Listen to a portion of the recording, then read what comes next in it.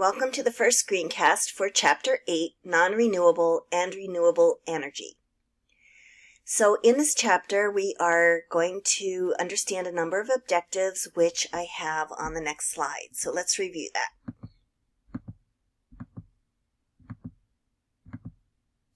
First, students will understand that all energy use has consequences. So whether we use non-renewable energy sources such as oil or natural gas, or renewable energy sources such as wind and solar, there are still consequences. There are consequences that come from the production of the various forms of energy source, from the extraction of that energy source, from the use of that energy source, and from the disposal of whatever remains of that energy source. So regardless as to whether it's a non-renewable or renewable energy, all energy use has consequences, and therefore we want to make it efficient and use as little as we can. Second, students will be able to differentiate non-renewable and renewable energy and give examples of each. This is very important to make sure that you understand the definition of renewable and non-renewable and understand why they can be classified this way and why some of these, mainly the non-renewables, have more serious consequences for the environment, for human health, than renewable energy does. And you'll want to be able to really know that in depth. Third, students will be able to evaluate energy sources based on 3 criteria. So we will go through, as we go through this chapter, look at each and every non-renewable source, each and every renewable source of energy, and evaluate it based on these 3 criteria. First, the net energy. How much energy can be extracted or be applied from each source? So obviously we want more energy, more net energy would be a favorable thing. Availability. Some of these sources may be deep in the ground, under a mountain, under a gulf, like the Gulf of Mexico, under the ocean.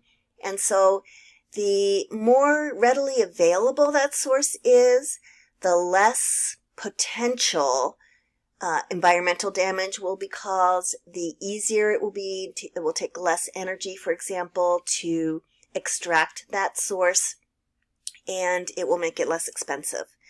But as we use up some of these non-renewable sources, then the availability becomes less and less each time, and so that results in greater damage over time.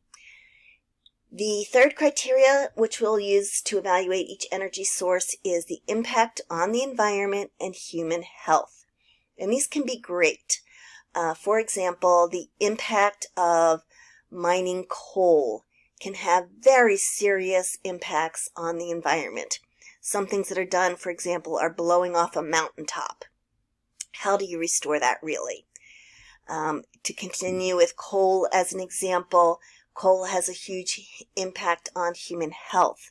So the miners who are in that situation, who are going below ground, who are being exposed to coal dust, can get black lung disease. They can die in explosions and fires, etc. And so coal has a severe impact, the mining of coal has a severe impact on the environment and human health. Fourth, students will be able to distinguish energy conservation and energy efficiency. These are not the same thing, and you will be able to give examples of each. Energy conservation means using less energy. So, for example, as we move into colder weather, if you set your thermostat back to, say, 68, and then you decide, well, I think I'll go a little further, I'll go to 67 degrees before the heat should kick in, that's an example of energy conservation. If you turn your lights out when you leave a room, so that you're not just burning it for no reason, that is an example of energy conservation. Energy efficiency generally implies that there's some technology here. So if you purchase an energy efficient, a fuel efficient vehicle, then that would be an example of energy efficiency. If you buy a new appliance, such as a dryer, that's more efficient than your old dryer, that would be an example of energy efficiency. It would have technology in it to use less energy to get the job done. So we'll go through that and you'll be able to give examples of each. Last, students will be able to differentiate fossil carbon and modern carbon and give examples of each. This will be one of your open responses. But in brief, fossil carbon is carbon that actually came from the fossilized remains of organisms that lived millions of years ago. So coal, oil, and natural gas are examples of fossil carbons. Modern carbon is carbon that was recently captured from the atmosphere. So generally speaking, we're talking about trees or other plants. And so the net amount of carbon dioxide that ends up in the atmosphere is neutral, because as the trees take in the carbon in recent times, in say a period of a few to 30 years, then they also can be burned and just return that to the atmosphere.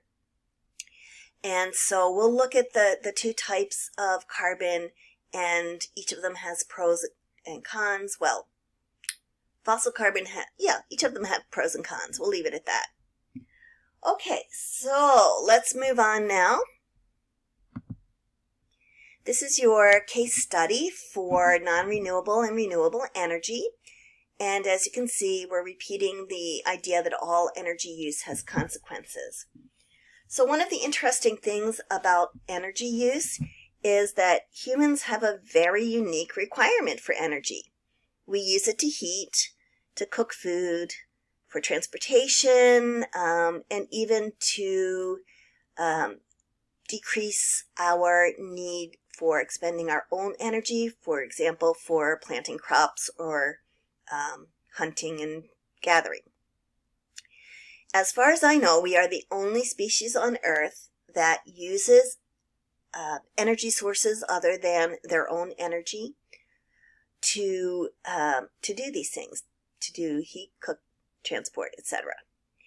Unfortunately, our use of these energy sources always has consequences, and we're using more and more every year globally and within the United States.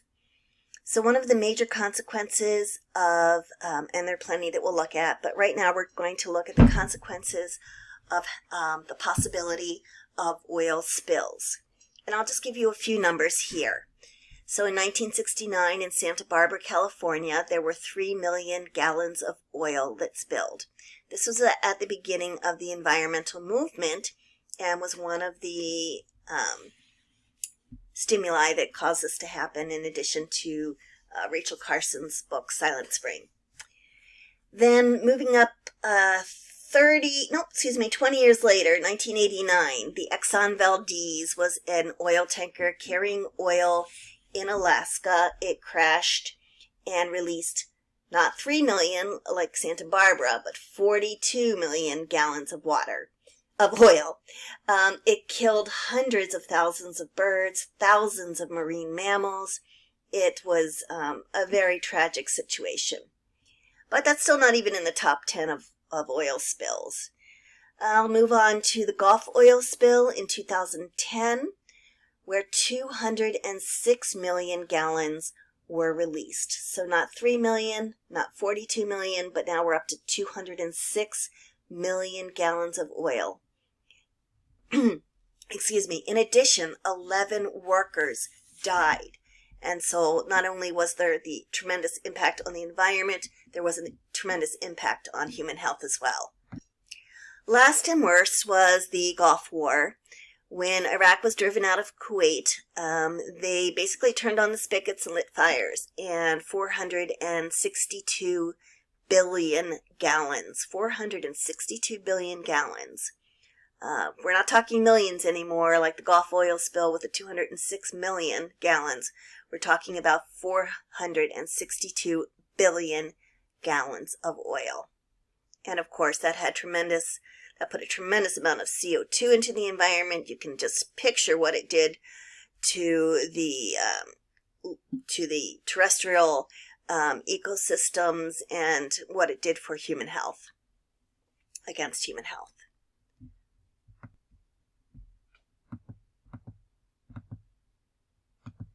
Okay, so next, let me go back one. Next, we're going to look at primary energy sources. There are two types of energy sources, primary and secondary. Primary means that when you combust or use, well, it doesn't always have to be combust, but when you use an energy source to cause an action, it's a primary energy source, and we'll go through those. A secondary energy source is one where you use a primary energy source to produce another type of energy source. And really the only secondary energy source that we're going to concern ourselves with is electricity, where you use something like combustion of natural gas or turning of a wind turbine to create that secondary energy source, electricity. So for right now, we're looking at primary energy sources. We begin with non-renewable fossil fuels. So again, non-renewable means once we use it, we can't use it any further. And again, fossil fuels are called fossil fuels because they come from the remains of ancient organisms that lived millions of years ago and were fossilized. There are also non-renewable nuclear fuels. So for the nuclear fuels, such as uranium and thorium, these are not non-renewable because when we pelletize them and put them in a nuclear reactor and use them to heat water, which again will generate a turbine to turn and create electricity. Once it's used this one time, or for this period of time rather, in the reactor, it can't be used again. So all of the uranium starts becoming broken down and is no longer efficient enough to produce these reactions, and therefore it's non-renewable, and whatever's left over, the waste, just needs to be disposed of. Last, we have renewable sources. That's anything that includes two categories. One, things that are not depletable. So that means over vast periods of human existence, this source will not be depleted. So examples of that are solar energy, because the energy from the sun is going to keep reaching the earth, so it's non-depletable. Wind is also non-depletable. And the other part of this set of renewable sources is things that are truly renewable as long as we allow them to renew as faster than we can use them up. So the primary example of a renewable source such as that would be wood. As long as we don't harvest the wood faster than it can be regrown, it will be a renewable resource. A renewable source. Okay, so we are going to evaluate each of these primary energy sources based on net energy, the amount of energy that can be used for work to be done, availability, so that if it's less available, if it's deep underground, deep under the ocean, there will probably be more consequences to its extraction and probably a higher price tag. And then last, and very importantly, we'll look at each of these energy sources and their impact on the environment and their impact on human health.